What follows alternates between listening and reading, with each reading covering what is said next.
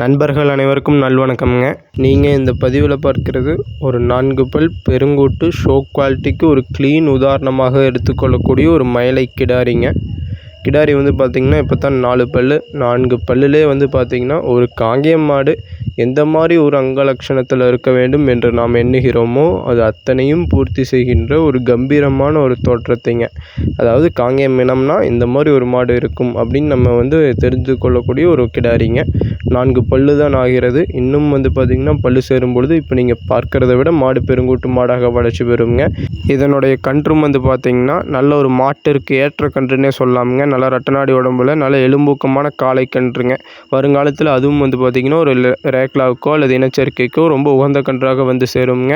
இந்த மாடு வந்து பார்த்திங்கன்னா ஒரு பக்கா ஷோ குவாலிட்டி மாடுங்க. நீங்கள் வந்து மாடு நிமிர்ந்து நின்னா ஒரு கழுகு பார்வை கொண்ட மாடு. மாட்டினுடைய அங்க லட்சணத்திற்கு 100க்கு 100 மதிப்பெண்கள் கொடுக்கலாமுங்க. இதனுடைய கறவைத்திறன் வந்து பார்த்திங்கன்னா கன்றுக்கு போக நேரம் 2 லிட்டர், ஒரு நாளைக்கு நீங்கள் 4 லிட்டர் பால் கறந்துக்கலாமுங்க. கறவைக்கு கால் அணைக்க வேண்டுங்க, தலையீத்துங்க. ஸோ மாடு வந்து பார்த்திங்கன்னா நல்ல ஒரு குணத்தில் இருக்கிறது, நல்ல ஒரு பெருங்கூட்டு தோற்றம்ங்க.